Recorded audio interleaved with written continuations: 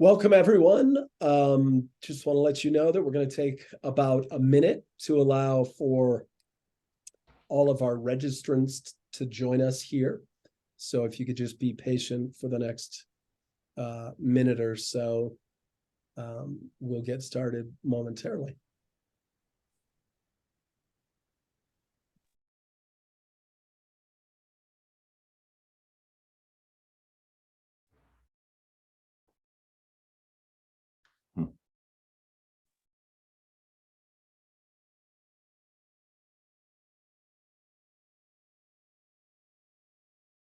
All right, let's get started. Thank you for joining us for today's webinar. My name is John Horning, and I'm the Executive Director of WildEarth Guardians. I'm speaking to you from the southern edge of the Severin Mountains, the Rio Grande watershed. It's the historic territory of the Tiwa people. I'm in the beautiful town of Santa Fe, New Mexico, and a warm welcome to all of you. We've got a great audience this afternoon with Guardians supporters from all over the country and all over the West, up and down the Rocky Mountains from Montana to New Mexico. I take great delight in the opportunity to connect the Guardians community. The virtual definitely doesn't replace the in-person, but it's a great medium for us to connect and host webinars with inspiring people. In these webinars, we try to bring together national issue experts, people from frontline communities, and even elected officials sometimes, and often WildEarth Guardian staff to talk about critical issues at a critical time. Our purpose, as always, is to inform, inspire, and activate Guardians like you to help us advance our vision and create the kind of world that we want. As always, I'll be taking questions from the audience, first on the half hour, take one or two questions then, and then I'll take several questions in the final 10 minutes of our webinar. If you'd like us to consider your question, please put it in the Q&A box, and we'll do our best to get to all of them. Today, we're going to be talking about grizzly bears in the Northern Rockies and why it's crucial that we not only retain current protections, but actually expand them. With me today to discuss these matters are four people deeply engaged in helping to ensure grizzly bears not only recover, but thrive well into the future. Louisa Wilcox is the co-founder of Grizzly Times and has been advocating for grizzlies for nearly 4 decades, including work with NRDC, the Greater Yellowstone Coalition, among others. Also with us is Kristen Coombs, the executive director of Wyoming Wildlife Advocates, where she works to ensure that compassion is a cornerstone of a new paradigm for wildlife management in Wyoming. WildEarth Guardians' very own Adam Risson is here to share his perspective on the importance of habitat connectivity, with a special focus on the important role of our national forests play in recovering grizzlies. Finally, a last-minute addition to our panel is David Mattson, who's been studying grizzly bears and mountain lions for 35 years, including more than 15 years in Yellowstone. Welcome to you all. I have great admiration for the work that each of you are doing to give your spirit and your life force to the work of protecting and recovering grizzlies, and I'm really looking forward to this conversation.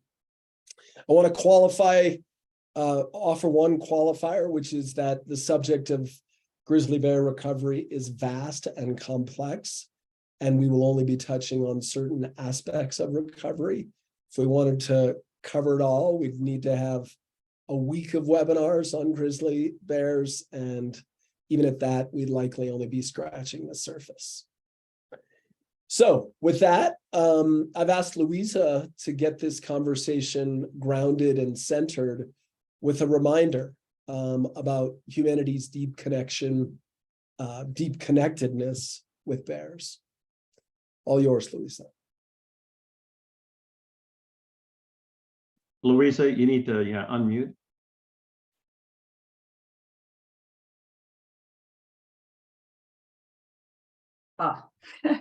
Thank you, John, and thank you to WildEarth Guardians for sponsoring this really auspicious panel at a critical time in the discussion about grizzly bear recovery and potential removal of protections for grizzly bears. I have a lot of respect for every one of this panel, and of course I'm married to one of them, and just so you don't wonder which one it is, it's David Madsen. I want to give a thanks to the Crow, the Absaluki people, and many other people who took care of this land and the wildlife where we live. I want to thank also the photographers some of whose photos you saw, Tom Mengelson and Savannah Rose, and without whom we wouldn't have the kind of insight into the lives and of grizzly bears that we do. So thanks to them. And before I get started on how we're connected to bears, I think it's important to remind ourselves of how grizzly bears are connected to their ecosystems. And of course, their appetite is as varied as ours, but even more so. But unlike us, they endure a 4 to 5 month fast that would absolutely kill us, only to wake up in the snow in the spring when they make a beeline down to low elevation areas to find new grasses and sedges and to search for winter-killed game. And so as the snow melts and the summer progresses, they begin to search for other foods as they come online in a race for calories to fatten up before the next famine. And these foods include biscuit root and yampa and ants and berries and elk calves and game injured in the ruts and whitebark pine seeds. And now in Yellowstone, there's a lot of grizzly bears eating army cutworm moths that feed on the nectar of alpine flowers. And they've learned where these foods are and when they're best from their moms, who of course taught them for 2, sometimes 3 years. But the point is, because of their foraging patterns and behavior, grizzly bears define their ecosystems. And as the pioneering grizzly bear researchers, John and Frank Craighead, showed in Yellowstone, as you protect grizzly bears, you protect the whole enchilada. Of course, they said it in much more eloquent scientific terms.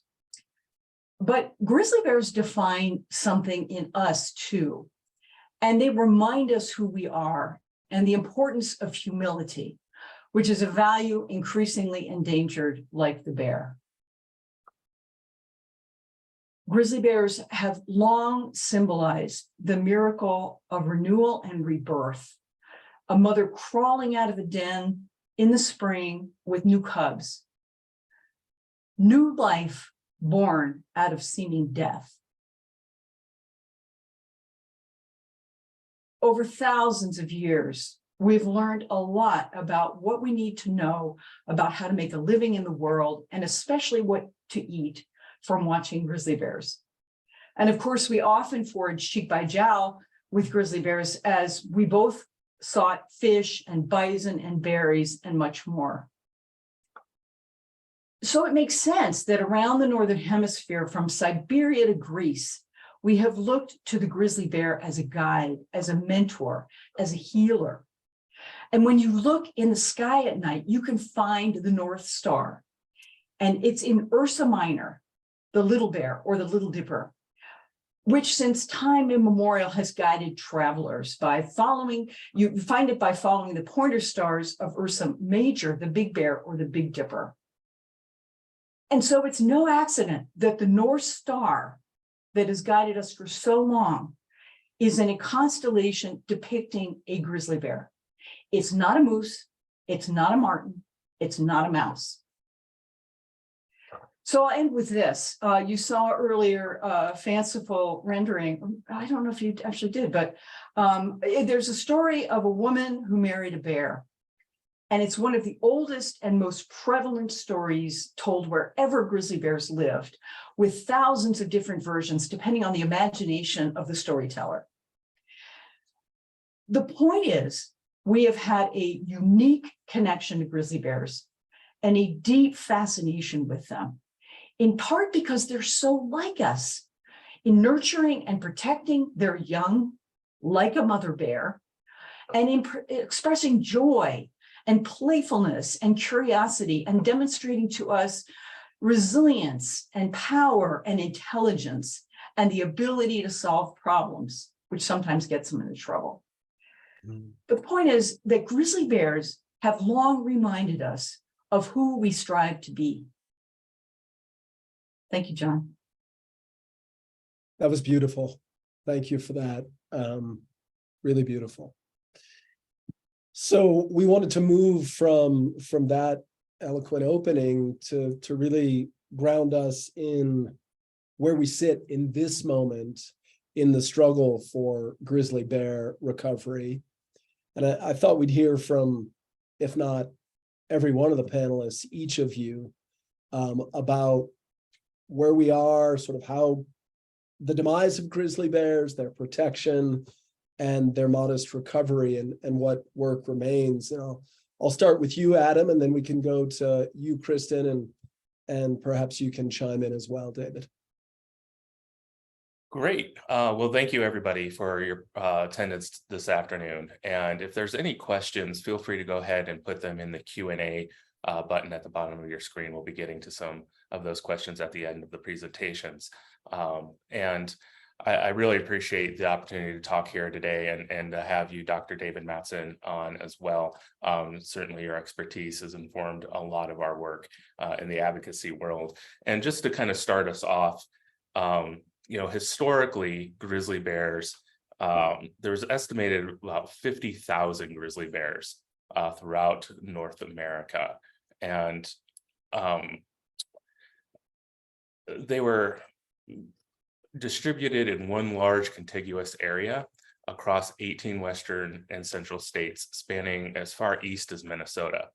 And the populations plummeted with the arrival of European settlement. And along with that came government-funded bounty programs and the conversion of habitats to agriculture. And grizzly bears were reduced from 50,000 to just around 700 to 800 bears in the lower 48. And that's about the time they were listed in 1975. And actually, at this point in time, I would invite you, David, to speak a little bit more about just the history and the distribution of grizzly bears, if you're so inclined. Yeah, thanks, Adam. So just a point of reference, that 50,000 was in the Western United States, probably. So not including Mexico, not including Canada. And the loss was incredibly rapid. It happened all within less than 100 years. Most of the loss occurred in 50 years. And at the hands of not that many people, actually, in the West at that time, which highlights for me the importance of this intangible that gets lost often when we talk about extirpations of grizzlies, prospects for recovery. And that's what I call human lethality. The likelihood that we're going to go out with the intent of killing bears and succeed at doing that, or just be so intolerant that anytime we encounter a bear and there's a conflict, we kill the bear. So that period of time when the bears were killed ad nauseum was a time when we humans, Europeans in particular, were incredibly lethal to bears. And so what the Endangered Species Act provided was a curb on that lethality. Among other things, stopping sport hunting of grizzly bears in places where it wasn't sustainable outside of the parks, sort of reorienting us to what we could be, needed to be, in terms of reducing our lethality to bears, to be sort of that long journey we've been on for the last 40 years towards accommodation.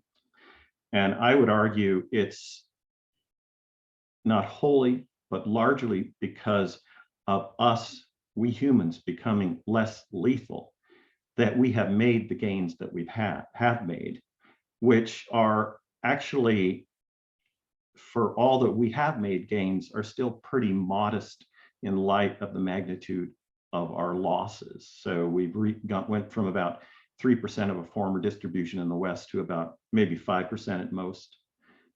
We could have had even 1,000 bears maybe at our nadir, and we're up to maybe over 2,000 bears. So it's been a slog, but there's been progress made, and it's largely because we've done what needs to be done, and most of that's in between our ears, as I would say. I mean, just in terms of changing our narratives, changing how we see ourselves in relation to bears, which gets back to what Louisa was saying, which is reconfiguring our understanding of ourselves in the world vis-a-vis bears. And that is a complicated process, and it's this larger context of culture change and also the legal framework of the ESA. Great, thank you for that. And just to expand on where we're at with grizzly bear recovery, since they were listed under the Endangered Species Act in 1975, Fish and Wildlife Service is the agency that is responsible for their recovery. And they had come out with different recovery plans, and the latest one was in 1993, and it has not been updated since that time. And obviously, science has evolved, situations on the ground have evolved, and we absolutely need to see a revised recovery plan. Absent that, there are different approaches that the agencies have been taking, U.S. Fish and Wildlife Service, as well as the Forest Service. And I just wanted to show one map, and I'll go ahead and share a screen here to kind of give us a setting of what that 1993 recovery plan continued to do. So bear with me here.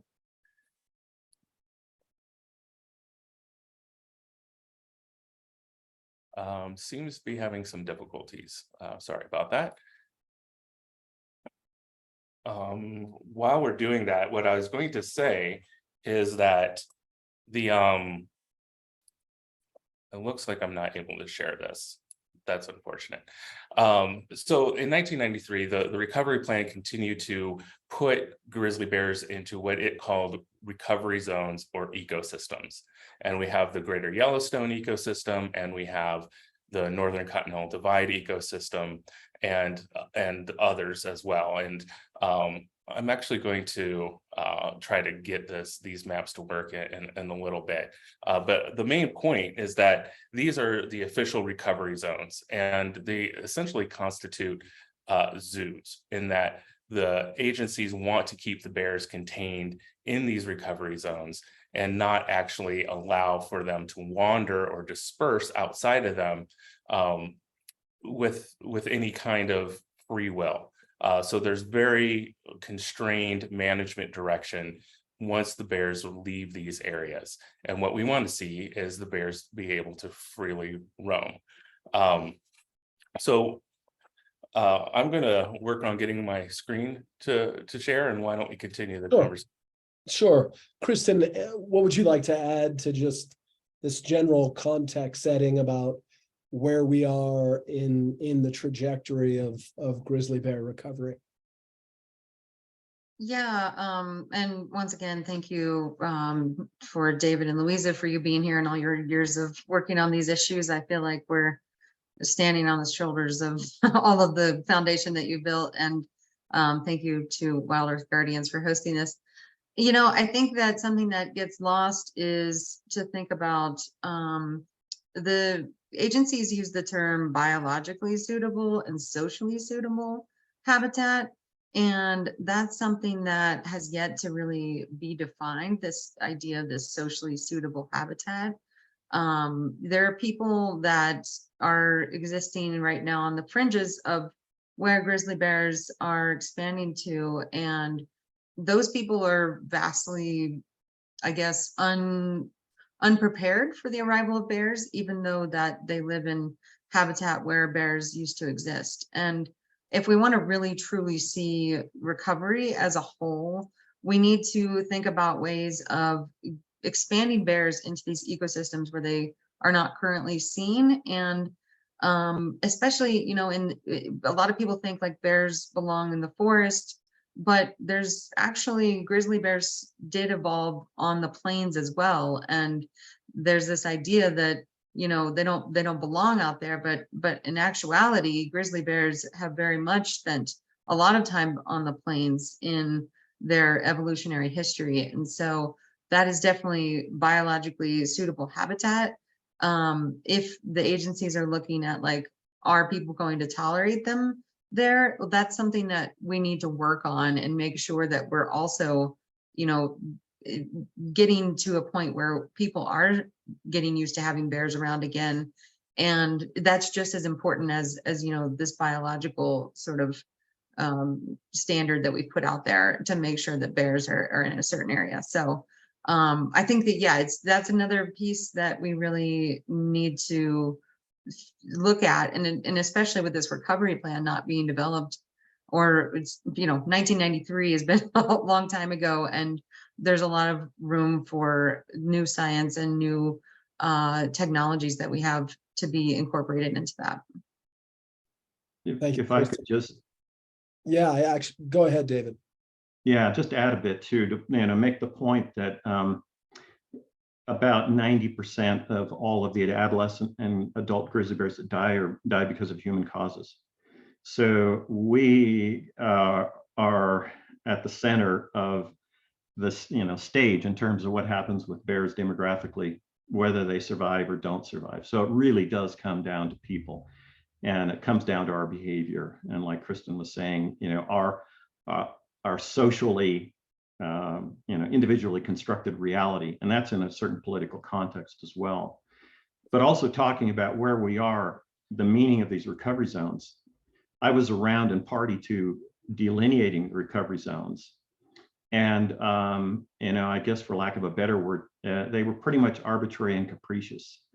And Adam's put the recovery zones up on the screen. So if you yeah, want to reference the map, please feel free to do so, David. So I guess actually I wasn't immediately privy to delineating all the recovery zones, but the one in Greater Yellowstone, and I guess I can speak to the fact that it was delineated based on where managers and biologists at that time thought bears could be, without any rigorous analysis of that, and that's without regard even to the biological social distinction, and also trying to attend what they thought to was the political reality of the time. So those boundaries are artifacts. They really aren't a reflection of what bears need for meaningful recovery, or where they could live if we let them live. So I guess I'll just leave it at that. Great, thank you for that, and I appreciate everyone's patience as I got the technology to work. Always a challenge. And as you can see, go ahead, Melissa. Go ahead. No, go ahead, Adam. And as you can see here, the color codes at the bottom correspond to the various recovery zones or ecosystems. And the teal color here is the Greater Yellowstone, and we see the Northern Continental Divide in the purple. We see the Cabinet Yak up here in the kind of orangish red, and then the Selkirk population over here in the orange. And there's two ecosystems that don't have official reproducing populations. This is the Bitterroot ecosystem down here in the yellowish, and then North Cascade in the green in central Washington. And when we're talking about, you know, some of the areas that Guardians focuses on, it's really the Northern Rockies population, as I would call it. I don't look at these ecosystems as being distinct population segments, which is kind of the technical term under Endangered Species Act, but we need one population, and that's the Northern Rockies population. And that recovery plan, the 1993 recovery plan, they set recovery population targets. So once the bears reach a certain number within these discrete areas, they would be considered recovered. But that wasn't the only factor. And in fact, those population numbers have been adjusted over the years as a greater understanding of the bears' needs have increased. But in addition to population, we are also looking at habitat security as a crucial element of grizzly bear recovery. And that is one of the things that those calling for delisting of bears, removing them from the Endangered Species Act protection, they always focus on population. But what we really need is good quality habitat security, not just within these ecosystems, but between these ecosystems. And that's what we'll talk about here in a little bit. So I'll just stop there and appreciate, again, everyone's patience. Thank you. Yeah. I'd like to add, Louisa. Excuse me? Jump right in. Oh, okay, thanks. I was going to say that even in those pitiful recovery plan areas that you just designated, and thank you for those maps, that map, Adam, we wouldn't even have the habitat protections that exist now were it not for litigation. And let me give you an example tied back to the recovery plan. The recovery plan of '93 defined grizzly bear recovery simply on numbers. There was no habitat protection standards. And even a DC-based federal district judge said that doesn't make sense because they have to live somewhere. And so the Fish and Wildlife Service had to go back in 1995, yes, I'm a geezer, and redo the recovery plan to provide what they called habitat-based recovery criteria that then were folded in the early 2000s into the conservation strategy. Those standards that related more or less to road-related standards also came about because of litigation, both in the Flathead and the Northern Continental Divide and in Yellowstone on the Targhee and then the Gallatin cases that were settled in favor of environmentalists who brought them because of the science that Kristen raised earlier. So the recovery plan has been changed, not the recovery zones that are a huge problem, but the habitat standards within them. But the theme that I think that should resonate with people, I hope it lands with people, is the gains we've made under the Endangered Species Act have not just been from the goodwill of the federal government or the states, although the Park Service I set aside as kind of the gold standard, they were actually doing good stuff, you know, after the dumps were closed, for example, in Yellowstone. But the gains were made on the backs of litigation brought by environmentalists and scientists. And if you talk about the gains made and the maps and the increased distribution, that's why. Yep. Thank you, Louisa. So we've talked a good bit about the Endangered Species Act and its importance. And I just thought I'd be remiss if I didn't, on this 50th anniversary of, or on the cusp of the 50th anniversary of the Endangered Species Act, not to reflect for a moment at least about what grizzly recovery would be like without the Endangered Species Act. Anyone want to take that? Perhaps you, David.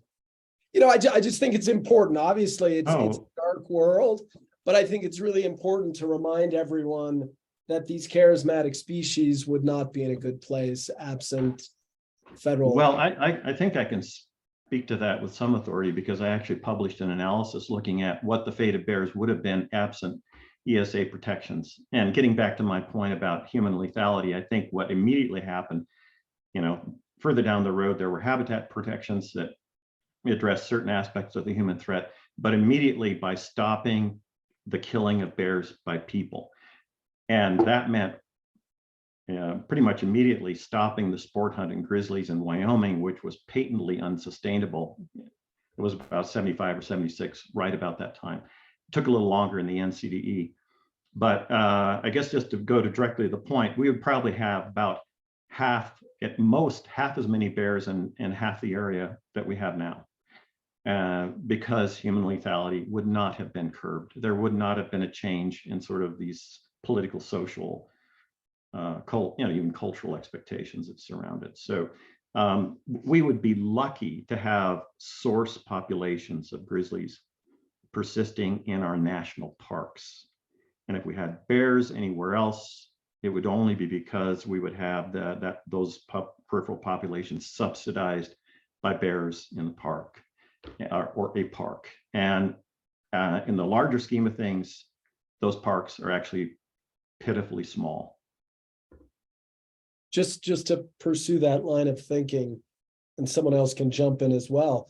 Other than Yellowstone, might you imagine certain populations blinking out because of high lethality? Like, the NCDE, or, would we only have one source population as defined by the 5 recovery units in the Northern Rockies?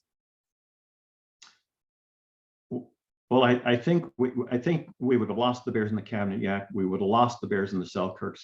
We wouldn't have bears colonizing the Bitterroot ecosystem. That's absolutely guaranteed. There'd be no prospect of them ever returning to the North Cascades. We would have bears pretty much confined to Glacier National Park, maybe feeding a few bears south into the Bob Marshall, where they'd still be hunted, which is what really knocked bears back in the wilderness areas in the NCDE. And we would only have a source population centered on Yellowstone Park. I think I can say that pretty unequivocally. Great, thanks for that. I just, like I said, really want to remind people how central the Endangered Species Act is to the recovery of grizzly bears and so many species that depend on its vision, its forcefulness. And so thank you. I want to actually get to one question, and then we'll get back to our script, one audience question. And the person who wrote this says it's not a question, but rather a comment. But I think that it's something that one of you can respond to. It's from Pat and Sharon Sweeney. And it's this: in my mind, the Lolo National Forest is key to connectivity between grizzly bear recovery zones, as it is centered between the Northern Continental Divide, the Cabinet Yaak, and the Bitterroot. Connectivity is essential to allow genetic vigor and long-term grizzly health and populations. It can also contribute to connecting to the Yellowstone. The Lolo National Forest is currently going through plan revisions and comments promoting grizzly connectivity using methods such as expanding the 9-mile demographic connectivity area would help make that possible. Anyone want to respond to that comment? Yeah, I'll take that, John, and I don't want to dominate the conversation, so feel free, anyone else to weigh in. And again, I think it may be helpful to go to a screen share. And I will do that in a moment. But I think the point is that the Lolo National Forest is situated in such an area that it covers a lot of landscape that needs to be protected. And I will show what folks, what the commenter or the questioner had referred to as far as the demographic connectivity area here in a second. And I can do that here. Hopefully everyone can see this. So this is the Northern Continental Divide management zones. And what we see here is the primary conservation area, the original recovery zone is this shaded yellow area here. And then you have different management zones, radiating out. You have management zone 1 in the pink, and we have management zone 2. And then we have this big management zone 3 in the peach color extending east.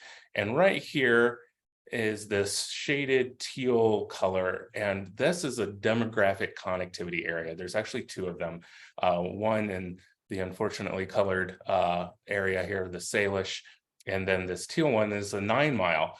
And this is a area that's dedicated to connectivity. And when we look at the conservation plan for the Northern Continental Divide ecosystem, the direction that Fish and Wildlife Service recommends is that there be no net increase in motorized route density. And there's a lot going on with that. So it's generally recognized that one of the limiting factors for grizzly bear recovery is motorized disturbance. We're talking about ATV trails, snowmobile trails as grizzly bears emerge from their dens, and then of course roads and high road densities, whether they're open or closed, of course makes a difference. Open causes more disturbance, but even closed roads can be a deterrent to grizzly bear recovery. And so in this demographic connectivity area, it says no net increase, which means they can shift the roads around and there can be temporary increases. So in this area, and it's within the Lolo National Forest, we want to actually see stronger protections than this. And we'll talk more about that in a minute. But they want to expand the demographic connectivity area, and they absolutely should. And the revised forest plan that's going to be underway for the Lowland National Forest really needs to identify these areas of connectivity or linkage zones or corridors. We'll talk more about that, as I mentioned. But we really need to see these areas not only identified, but then actually have strong protections within those areas. Thank you, Adam. Anyone? David? Yeah, I've got a point about the Lolo. I think that there's an interesting piece of history that's relevant to today that relates to a Forest Service supervisor in a decision made a couple decades ago to do less on Forest Service lands because of adjacent private land development, especially Plum Creek clear cutting at the time. And it was a policy that made a lot of sense. You know, if you've got out of control private land development next to you, from a cumulative impact standpoint on grizzly bears, it makes sense to do less. And with what we're seeing in terms of human growth in the Flathead, the Gallatin, the Bitterroot, all of these landscapes, you know, people flocking post-COVID to this region, would also make sense, Adam and others working on the Lolo, to actually ask the Forest Service to do less to account for the adjacent private land development. Not that they're going to do it, but there's precedent. Orville Daniels, may he rest in peace, actually did it. You know, I don't know Orville Daniels, but we used to have those kind of leaders in the Forest Service, and it just seems, you know, just kind of common sense leadership. Like, it doesn't require a PhD in science to say intensive development here. Let's do our part to you know, to take care of the whole system. And that kind of leadership is so sorely lacking from all kinds of agencies. That's my lament for the moment. This conversation is going great, mindful of our time and wanting to get to more questions. I want to talk about the role of the states, some of the threats from the states, and my sort of transitional question there is this constant critique from the states and others who support grizzly delisting. And it is, I'm paraphrasing here, but it's basically that the goalposts for recovery are constantly moving. You made a good point the other day when we spoke, Kristen, about this, and you mentioned it earlier, but I'm wondering if you could talk a little bit more about just the nature of science evolving and more information, because I just find myself endlessly irritated by this notion that the goalposts are moving. Yeah, I think Adam really touched on this earlier too, about that, or I think maybe it was David, that, you know, the goal is not just numbers. You have to look at habitat, you have to look at current threats, you have to look at how those threats change over time. And so to think that we had this recovery plan that was developed, you know, over 25 years ago, and that we're just going to meet those criteria and then, you know, grizzlies are going to be fine, it really ignores the fact that the conditions are not static, grizzly bear populations are not static, and this pressure that we're seeing that's put upon, you know, grizzly bears at this point in time is increasing. There's all these other factors, you know, that now we have much better science on, and that is like the role of science, is to adapt and change and grow our knowledge base about what's happening on the ground so that we can make adjustments and use that science to inform our decisions. We can't just look back at, you know, what the conditions that existed in 1993 and say that that is what we have now and that's going to keep bears safe into the future. So, you know, with COVID and a lot of people inundating these areas around the Northern Continental Divide ecosystem and also around the Greater Yellowstone ecosystem, we're seeing increases in industrialized recreation, just, you know, a lot more people in a lot more places. And the states are constantly focused on this idea that there's more bears in more places. But what we're really seeing is a lot more people and bears trying to find food sources as climate change and other factors are, you know, affecting those food sources. And so to really, you can't just, say, well, the goalposts are moving and we're never going to be able to meet them. That may be true for grizzlies, and that's why it's important to think about, maybe this is an animal that needs to be protected in perpetuity, because these threats are not going away, they're only increasing. And as we continue to move into the 21st century deeper and deeper, and we get bigger effects from climate change, and we see a lot of effects happening on the ground with habitat and development, we have to think about that. It didn't take that long for bears to be completely extirpated in a lot of these areas, and it wouldn't take very long again for that to happen. So in order for, people may be critical of that because they feel like we're never going to get to this goal. That's because the conditions are changing, and this is a very slowly reproducing species, and it's a very unique species that needs specific conditions in order to survive. And we don't want these separate island populations. Like, that's not going to be healthy for their populations into the future with genetic connectivity and things like that. So it's really a question of, how do we change the way we think about how do we live alongside bears and make it so that we're not just focusing on their numbers, but actually on the health of how they're doing and their ability to expand into areas where they currently aren't right now, because the areas they are occupying are so small that we're still on this like tightrope of whether or not they're going to perpetuate into the future. Thank you, Kristen. David or Louisa, is there anything you want to add to how you respond to that tired critique from the states and the state wildlife agencies? Well, just a more arcane note to augment, what Kristen said so eloquently, is that in 1993, the conception of what was needed just in terms of numbers was already outdated. Common thinking was we only need about 500 bears to ensure genetic health and perpetuity, and it's the best available science that says that we need probably closer to 3,000 to 7,000 bears, and any one population has no more than 1,000 bears now. So there is this genetic imperative to establish that connectivity. If nothing else, there's that imperative. Okay, I'd like to shift to some of the actions the states are taking, and to talk about a little bit more about sort of why the states are doing what they're doing, and in doing so, to talk a little bit about why it's premature to delist. But just, I imagine most of the audience knows this, but the states of Montana, Wyoming, and Idaho have together and individually petitioned the U.S. Fish and Wildlife Service to remove grizzly bears from the endangered species list. This is for bears. There are several petitions. One is for the removal of bears in Greater Yellowstone, another one for the Northern Continental Divide ecosystem, and then a third for all of Idaho.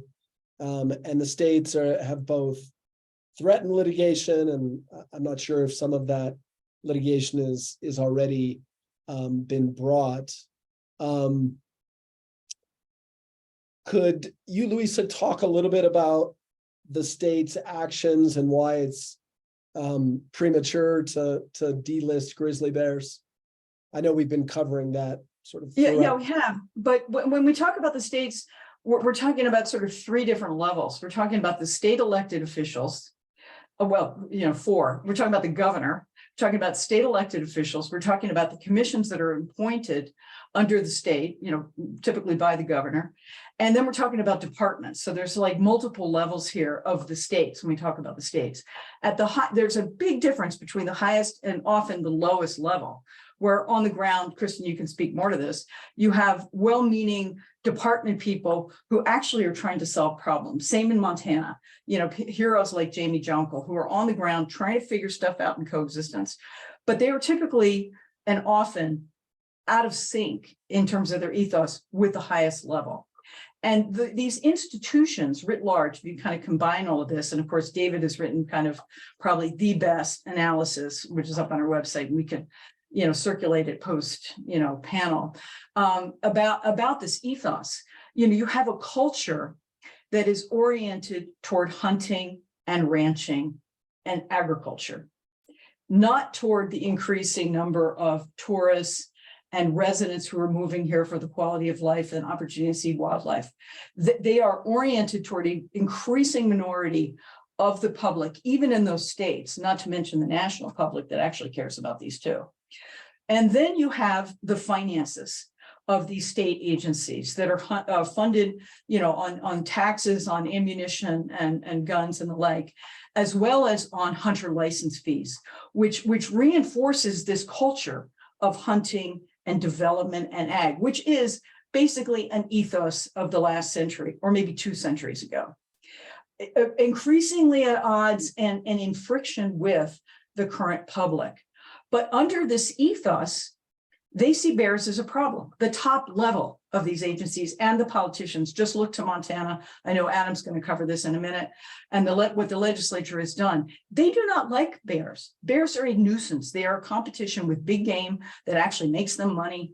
Even if they could maybe make money on a trophy hunting, God hope that never happens. But they do not see grizzly bears as a boon, even though it's the state symbol in Montana. They just don't. And so delisting bears and reducing numbers is in the plans in Wyoming. Montana has stated they're going to delist bears under the current policy. And so we know what's coming with delisting. It is not listening. They don't have an ear out to what the public wants, because they're answering to this lockdown minority of views. And every time, and this has happened often in the Wyoming, I was part of a process one time many decades ago, where there's a discussion about opening up, let's open up the decision-making arena. Never happens because they're threatened, because it's this power ethos from the past that they're very reluctant to let go. And I'll shut up.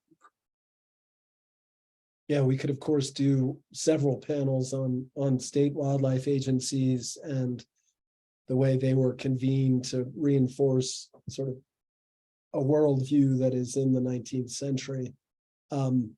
Since Louisa referenced your work on this, David, is there anything else you want to briefly add? No, I think that that covered the essentials.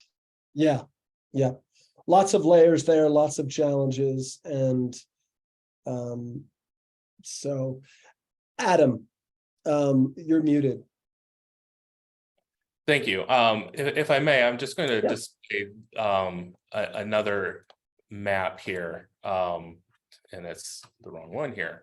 Let me see if I can get it to work. I don't know why I'm having such difficulties today. So one of the things that we wanted to talk about with the Montana management plan that is currently in draft form, and that plan really looks mostly at populations, and what we see the state agencies doing with what they want to do with grizzly bears, what they are doing with wolves, and what they want to do with other species is manage to minimum populations. And so when we're talking about what is a viable population, that really matters for state agencies, because that's what they're myopically focused on. But what we need to focus on, what those agencies need to focus on, is actually habitat. And there we see them falling very short. This is, no, there we go. And here's the map that I wanted to show. And what you can see here is this is the Bitterroot ecosystem here in that B. And these are areas of connectivity or corridors, and they really do link these ecosystems together. And the hash marks you see on B, this is the Bitterroot ecosystem, but surrounding this in the green is potentially suitable habitat. This is where grizzly bears could thrive if they were allowed to actually freely disperse into these areas. And this suitable habitat can support many more bears than just this little hash area that the recovery plan focuses on. And we can see this little connector north here extending the cabinet yak population down into the suitable habitat. And the Bitterroot ecosystem actually needs to be expanded to meet up with these areas of connectivity. And you can see in this area, the Lolo National Forest, again, plays a big role, as does the Bitterroot National Forest on the eastern edge. And then in central and north Idaho, the potential for grizzly bears is so important. And Dr. Madsen, you had issued a report in 2021 called the Grizzly Bear Promised Land that really delves into how grizzly bears can recover in these areas. But going back briefly, and I'll stop, the Montana Management Plan focuses on getting bears that leave these recovery zones and translocating them into the Bitterroot, or translocating them from the Greater Yellowstone to the NDCE or vice versa. And that's basically what that means, is trapping and trucking bears around the state. That is not natural recovery. That is not going to protect the habitat in between the recovery zones. And that's what needs to be protected, because when grizzly bears leave these areas, they're not only dispersing, but they're establishing new home ranges. And if you don't have an increased and expanded home range, you're not recovering grizzly bears. And that is what the states just seem to willfully fail to ignore, to understand, and they just ignore that reality. So I'll stop there, and I know we're at time. Thank you. Yep. The state's looking for a quick fix when there's just a long, hard road to true recovery. I would love to get to more of the questions that we had in our script, but the Q&A box is lighting up. And so I'd like to get to some audience questions here for about 8 minutes and then get some closing thoughts. Anyone who feels inspired, grab the question, give me a 30-second response. I'll go to the next question. We've got an educated audience here based on the questions I've got. This one is from Robert Nevin Sr. On November 25th, 2019, Wyoming Game and Fish posted on their official website declaring Game and Fish is committed to monitoring grizzly bears and demonstrating recovery to support future delisting. Is this biased operational policy reflective of the state's endgame objective, Yellowstone trophy grizzly bear hunting? Why haven't they been called out on this? David, I see you nodding. Jump right in. Give me a quick response. I'll move on to the next question.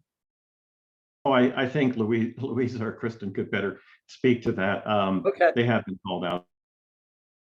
Yeah. I'll jump in here. Go ahead. Yeah, so the Game and Fish Department in Wyoming really thinks about management of species in the terms of hunting. And that is very much a part of their ethos. It's very much what Louisa was talking about earlier, in that the hunters and anglers in an area are the ones that are paying for licenses. And so they see those as the customers, and those are the people that they're going to be helping to advance wildlife, policies on. And so grizzly bears are very much seen as this sort of an adjacent thing that they've had to deal with and take care of because the federal government has come in and protected them. The state of Wyoming likes to throw around that they've spent $50 million on recovery, when a lot of that money has come from Pittman Robertson funds that actually comes from the federal government. And so, and it is not paid by sportsmen, it's actually paid by recreational shooters and other people that own guns for protection. So, there's this complex interplay between funding and also just this idea that the federal government is imposing this restriction on why, they're sort of coming in, they're bringing this animal into the state, and they're protecting it, and they're not allowing Wyoming to do what they want to do, which is to really keep bears contained to just the Greater Yellowstone ecosystem recovery area and not allow them to exist outside of that. The one thing that really doesn't take into account is that grizzly bears are missing from our ecosystems in the rest of the state. Large carnivores in general are missing from those ecosystems. We have some of the sickest elk and deer in the country, and we need these large carnivores in those ecosystems to create these really functioning, healthy, biodiverse systems. And that's not being able to happen because bears just want to, they just want to keep bears in these little zoos, as Adam said, and keep them into one little area of the state and not allow them to exist in other places. And the state's going to continue to push for delisting instead of focusing on things that they could be doing right now, like coexistence work and other stuff. Thank you, Kristen. I'd like to get Yeah, on. great. Can I just add a little Sure. bit? To Bob's, Nevin's point, the state of Wyoming at the director level has been pushing for delisting as the criteria for managing grizzly bears for 30 years. In 1992, and the state of Wyoming was a primary engine pushing Fish and Wildlife Service. I've got plenty of correspondence about this, to delist. And they were moving on delisting, which they would have done if we hadn't litigated. The other entity that is really called out in Wyoming that's probably more important than any of us on this panel or anywhere is the courts. And the last round, if anybody was in the courtroom on the last round on delisting in 2018, you could see that the judge was really irritated with the state of Wyoming. And even Montana in those days, they wouldn't do it now, was trying to get Wyoming to cool it on hunting, on being so aggressive. Wyoming has been out of control for decades. They showed no signs of stopping. And it really is going to be a matter of litigation again. Okay, another question. Thank you, Louisa. Jack Lockler. Thank you. Recently retired U.S. Fish and Wildlife Service head Chris Severin has reversed his attitude about delisting Yellowstone grizz. To paraphrase, he now says this is because he understands corrupt, dangerous politicians have passed legislation to kill any bears on rancher areas and a lack of bear monitoring grizz populations, especially cub-bearing females. Has anyone thought about joining forces with him or any political leaders who understands the something from our angle?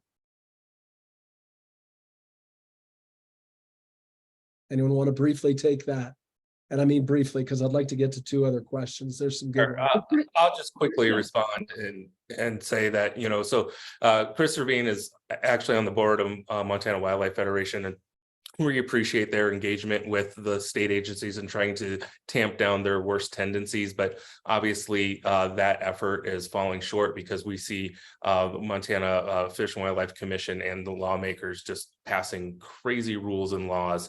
And I think that is what Chris Severin is pointing to in that what's being referenced in that comment in the question. We cannot rely on this current Fish and Wildlife Service here, our Montana Fish and Wildlife and Parks Department, to manage grizzly bears. That in the past, they did better than Wyoming. They did better than Idaho. That's not a high bar. But certainly, they were moving in the right direction. That is completely reversed, and it's changed everyone's attitudes about delisting grizzly bears and managing other wildlife. Thank you. Two more questions. This one's from Colette Adkins. I'd appreciate the panelists' perspective on the prospects for recovery in the Southern Rocky or Sierra Nevada mountains, big areas with great habitat, but disconnected from current bear range, so would need reintroduction and later augmentation for genetic diversity. Worth pushing for? Question mark.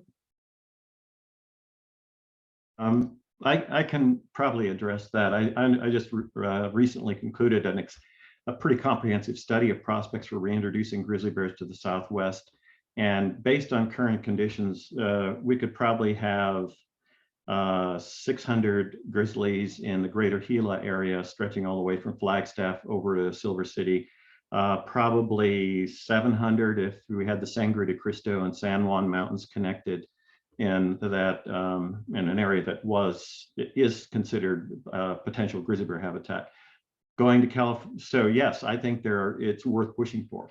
Going to California, there's a group of academics operating out of University of Santa Barbara that have been trying to configure things such that it becomes a realistic prospect to get bears back into the Sierra Nevada. They think it can be done. I really think it comes back to just how we manage people and people's behaviors. There's lots of potential. Thank you, David. So the final question before I get to final thoughts from each of you, and for our audience, I always try to finish at 1. I'm going to try and finish by 5 after. So for those who can hang on, please do. So the question is, what activities would you recommend participants do to assist or promote grizzly bear recovery? What resources such as studies or plans would you recommend to advocates so they are better informed? Louisa,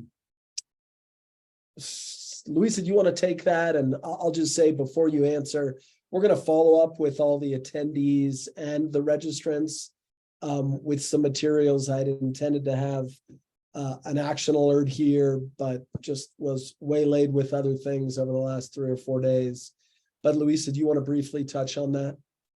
Yeah, and I mean, I've been looking astonished at the quality of a lot of these questions and comments. So thank you all for that. I really appreciate it. We have on Grizzly Times a tab called Take Action, and it relates to, and we haven't really talked about, we have, but grizzly bear recovery is like a 5 or 6 ring circus. There's the coexistence work, like what Kristen does at the county and local level. There's the Forest Service work that Adam does. There's the federal side of things, what Fish and Wildlife Service and this whole upcoming delisting policy stuff is. There's the need for state wildlife management reform. There's bears dying on highways. And so there's the need for underpasses and overpasses, some of which are being developed, but many more do. And so there's a lot of areas where people can engage, depending on a couple things, I think. One is where they're from. If they live in one of these states or one of these regions, near the Lolo or what have you. 2 is their personality and their passion and their interest. Because some people, I would include myself in this, don't mind conflict. I mean, we actually kind of like it. While other people really, I like it, but some people don't. And those folks might want to look hard at supporting some of what Kristen is doing in Jackson, or Vital Ground, or a number of people in carnivores, or a number of groups that are doing really important coexistence work, which is very complementary and very necessary to provide this whole vision that we've been talking about. So I think, what I would say is, dream yourself, about what you want to do, how much time you have. This is a complex arena, how much time you have to read. Our website, like a lot of websites, is kind of a huge amalgam of our thoughts over decades. And decide what you want to do, where you are, where you think you're going to make the biggest difference. If it's you've got a potential relationship with a staffer for a senator, what your connections are, and go from there. There's, and there's lots of baby steps you can take. You don't have to go, for the big enchilada. Thank you, Louisa. How about you, Adam? Briefly. Yeah, I just wanted to flag in the chat box. I shared several links. Many of them to the Grizzly Times website, 2 reports in particular that we referenced here this afternoon, as well as just the landing page for all the reports on the Grizzly Times website. It's a fabulous website, and it's a great resource for advocates and general interest. Also in that link in the chat box is a link to an action alert that we have at WildEarth Guardians, focusing on the Bitterroot Front project. Comments are due Friday.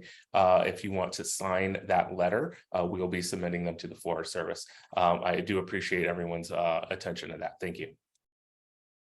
Well, thank you all. I'd love to get some closing thoughts in a minute or less from each of you. And I'd like to just hear a reason for optimism and a reason for, I don't want to say pessimism, but a reason for caution or uncertainty as you reflect on where we are in this moment of this long journey of learning to coexist and celebrate grizzly bears. And someone wants to jump in, please do. If not, after a moment, I'll kick in here. Great, thank you, Kristen.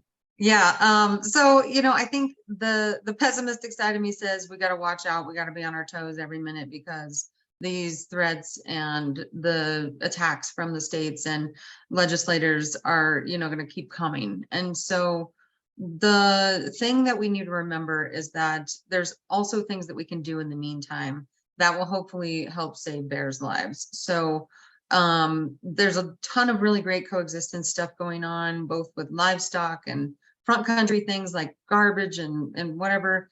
It's just important to, just like Louisa said, find your niche that you're really passionate about and find things that you're comfortable with and that you feel like you can contribute and do that thing. And I think we have a lot of really passionate people out there. Grizzly bears are a totally charismatic species, and a lot of people feel very passionate about them. So I think, you know, we just got to keep channeling that, keep networking, keeping in touch with each other, and making sure that we're, you know, you just got to keep on this and keep moving forward as much as we can. Thank you, Kristen. Anyone else want to jump in? I'd like to hear from each of you. Just a closing thought. Louisa. Since Kristen mentioned coexistence, I won't, but there's a lot of groups, important groups throughout the region doing really important coexistence work. And that's new, and that's worthy of praise and optimism and support. The other thing that's new, and I think really optimistic, are the groups and the individual activists in other regions. You know, Yellowstone has long been the epicenter of the debate for grizzly bears in the Northern Rockies, and that's been a problem, actually. And now that we have grizzly bears trickling into the Bitterroot, we've got activists emerging to speak for those places. We've got Native Americans emerging, and they were with us on this last delisting thing, and they are front and center of this the Nez Perce in particular, of the Bitterroot debate.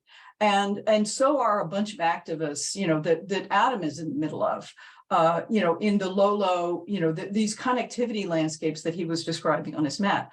Those activists and that focus is, you know, somewhat old in the sense that there always been a handful, but there's much more momentum. And I think that's worthy of optimism and praise, as well as the small army of folks working on making sure that Cabinet Yaak don't go extinct.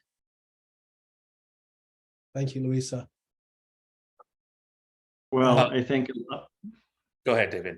I'll leave the wrap up to you, Adam. I just wanted to briefly, you know, elevate things to a global level, which is probably relevant. But I take heart from the fact that when you look culturally at where we went from in the 1800s to where we are now in terms of our worldviews, how we see ourselves in relation to wildlife, you know, wild lands, grizzly bears, there's been some hugely positive trends.